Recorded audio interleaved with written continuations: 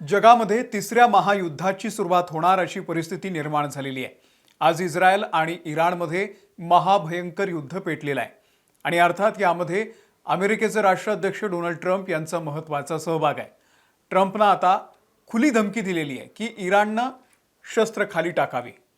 शस्त्र खाली टाकली तर काही होणार नाही, अन्यथा तुमचा विनाश अटळ आहे। इराणची राजधानी तेहरानवरती हल्ला करण्यात आलेला आहे। लक्षात घ्या, एखाद्या देशाच्या राजधानीवर तेव्हाच हल्ला केला जातो जेव्हा त्यांना मुळावरती घाव घालायचा असतो, कारण राजधानीमध्ये त्या देशाचे सर्व प्रमुख ऑफिशियल्स, लष्करी कार्यालय असतात आणि त्यावरती हल्ला करणं म्हणजे आता आरपारची लढाई होणार आहे।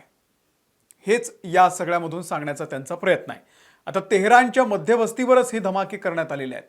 इराणच्या अणु कार्यक्रमाला संपवण्यासाठी हा सगळा खटाटोप सुरू आहे। या युद्धाचं जे मूळ आहे ते यातच आहे की इराणला अण्वस्त्रधारी देश होऊ द्यायचा नाही आहे आणि म्हणूनच इस्रायल आणि अमेरिकेनं संगनमतानं हा सगळा खेळ सुरू केलेला आहे। अमेरिका आणि इराणच्या अधिकाऱ्यांमध्ये अनेक दिवसांपासून चर्चा सुरू असताना अचानक इस्रायलने हे हल्ले सुरू केले। त्यावरती आता इराणही म्हणतंय की आम्ही आधीपेक्षा या युद्धासाठी अधिक तयार आहोत।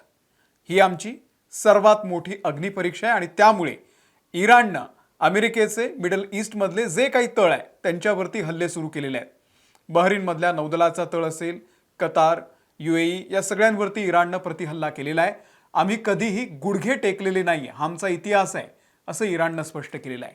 काय नेमकं घडतंय सगळं तुम्हाला अगदी सविस्तर सांगतो आणि या युद्धाचे काय परिणाम होऊ शकतात याविषयी सुद्धा सविस्तर बोलूयात या व्हिडिओमधून। नमस्कार, मी अमोल किन्होळकर, आपण पाहत आहात महाराष्ट्र टाइम्स ऑनलाईन। आता पहिला वार कोणी केलाय तर तो इस्रायलने केलेला आहे। इस्रायलचं असं म्हणणं आहे की आमचा हा इराणवरती प्रतिबंधात्मक हल्ला आहे। म्हणजे जेव्हा एखाद्या देशाला वाटतं की समोरचा देश आपल्यावरती हल्ल्याच्या तयारीत आहे, त्याआधीच त्यावरती हल्ला करणं म्हणजे प्रतिबंधात्मक हल्ला। इस्रायलचं म्हणणं आहे की इराण आमच्यावरती चढाई करणार होता, त्यामुळे आम्हीच आधी वार केलाय। इस्रायलच्या संरक्षण मंत्र्यांनी इस्रायलमध्ये सध्या आणीबाणीची परिस्थिती जाहीर केलेली आहे आणि या हल्ल्यासाठी आपण इस्रायलला सहकार्य केल्याचं दुसरीकडे अमेरिकेचे राष्ट्राध्यक्ष डोनाल्ड ट्रम्प यांनी सुद्धा स्पष्ट केलेलं आहे। ट्रम्प यांनी त्यांच्या सोशल मीडिया प्लॅटफॉर्मवरती म्हणजे ट्रूथ सोशलवरती एक व्हिडिओ पोस्ट केलेला आहे आणि या व्हिडिओमध्ये त्यांनी इराणवरील हल्ल्यामध्ये अमेरिका सहभागी असल्याचं स्पष्ट केलं आहे।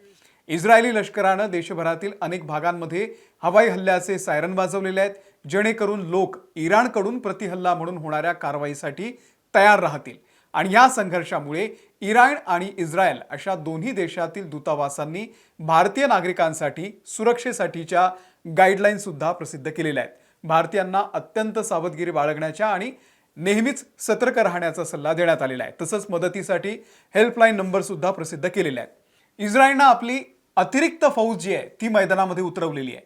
70,000 फौज आहे इस्रायलची, पण इराण सुद्धा कसलेला खिलाडी आहे। इराण म्हणते सुरू तुम्ही केलंय, संपवणार आम्ही।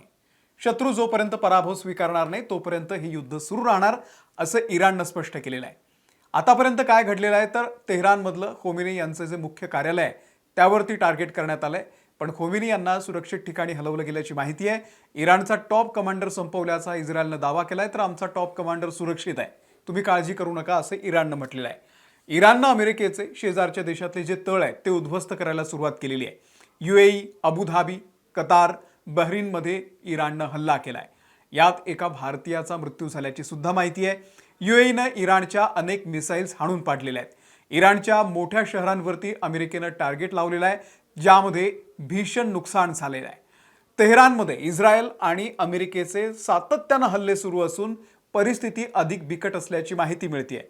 भारतीय विद्यार्थ्यांनी इराणमधल्या सरकारकडे आता मदत सुद्धा मागितलेली आहे। आता या सगळ्या संघर्षाचं मूळ काय तर इराण न्यूक्लिअर प्रोग्राम, ज्याद्वारे तो देश अण्वस्त्रधारी देश बनणार आहे इराण। आणि इस्रायल अमेरिकेचं म्हणणं आहे की आम्हाला इराणचा जो हा मनसूबा आहे तो पूर्ण होऊ द्यायचा नाही आहे, आम्हाला धोका आहे इराणपासून। त्यामुळे त्यांनी आधीच न्यूक्लिअर साइट्सवरती हल्ला केलेला होता। सोबतच बॅलिस्टिक मिसाईल्सची तयारी इराण करतोय, ज्यामुळे अमेरिकेला भीती आहे की उद्या हे या मिसाईल्सनी आमच्यावरतीच हल्ले करतील। म्हणजे बघा, एक देश संरक्षणदृष्ट्या स्वयंपूर्ण बनत असताना दोन देश त्यांना कसे दाबतायत। याशिवाय इराणचा शेजारच्या देशातल्या काही गटांनाही पाठिंबा आहे, जसं की गाझामध्ये हमास आहे, लेबनॉनमधल्या हिजबुल्ला आहेत, इराकमध्ये मिलिशिया आहेत आणि येमेनमध्ये हुती आहेत. या सगळ्या गटांना इराणचा पाठिंबा आहे. त्यांनी पाठिंबा देऊ नये असं अमेरिकेचं म्हणणं आहे. पण इराण म्हणाला की आम्हाला जे करायचं ते आम्ही करणार. आमच्या देशासाठी निर्णय घेण्यासाठी आम्ही सक्षम आहोत. इस्रायल आणि अमेरिकाने ठरवू शकत आम्ही कोणाला पाठिंबा द्यायचा आणि कोणाच्या विरोधात लढायचं आहे. तर या अशा परिस्थितीमुळे अमेरिका इराणवरती नाराज होता. खरं तर यावरून इराण आणि अमेरिकेमध्ये संवाद सुरू होता, वारंवार वाटाघाटी सुरू होत्या, पण त्यावरती तोडगा काही निघाला नाही आणि म्हणून आम्ही या संघर्षाला सुरुवात केल्याचं ट्रम्प यांनी म्हटलेलं आहे. ट्रम्प यांनी एक मोठा व्हिडिओ 8 मिनिटाचा आज प्रसारित केलेला आहे आणि त्यामध्ये त्यांनी आपले जे मनसुबे आहेत ते व्यक्त केलेले आहेत. ते काय म्हणाले? आम्ही डील करण्याचा प्रयत्न केला पण यश आलं नाही, त्यामुळे आम्ही इराणच्या मिसाईल्स नष्ट करणार आहोत. इराण त्यांच्याकडे असलेल्या मिसाईल्स देण्यात तयार नाही आहे. ते अण्वस्त्र बाळगू शकत नाही. इस्लामिक रिव्होल्युशनरी गार्डच्या सदस्यांना, सशस्त्र दलांना आणि सर्व पोलिसांनी शस्त्र खाली ठेवावीत. इराणच्या जनतेला मी सांगू इच्छितो की तुमच्या स्वातंत्र्याची वेळ जवळ आलेली आहे. तुमचं घर सोडू नका. बाहेर खूप धोकादायक परिस्थिती आहे. जेव्हा आपण हे संपवू तेव्हा तुमचं सरकार ताब्यात घ्या. अनेक वर्षांपासून तुम्ही अमेरिकेची मदत मागत आहात, परंतु तुम्हाला ती कधीच मिळाली नाही. आता तुमच्याकडे एक राष्ट्राध्यक्ष आहे जो तुम्हाला जे हवंय ते देत आहे. तुम्ही कसा प्रतिसाद देता ते पाहूयात. अमेरिका तुम्हाला प्रचंड ताकदीनं आणि विस्मयकारी शक्तीनं पाठिंबा देत आहे. गेल्या काही महिन्यांपासून खरं तर ही चर्चा होती की अमेरिका कोणत्याही क्षणी इराणवरती तुटून पडेल. पण आज सकाळी ही बातमी आली की इस्रायलनं इराणवरती पहिला वार केलाय. त्यांनी तेहरानवरती, जी इराणची राजधानी आहे, त्यावरती हल्ला चढवलाय. पण सोबत जो कोस्टल भाग आहे तिथे सुद्धा हल्ला केलेला आहे.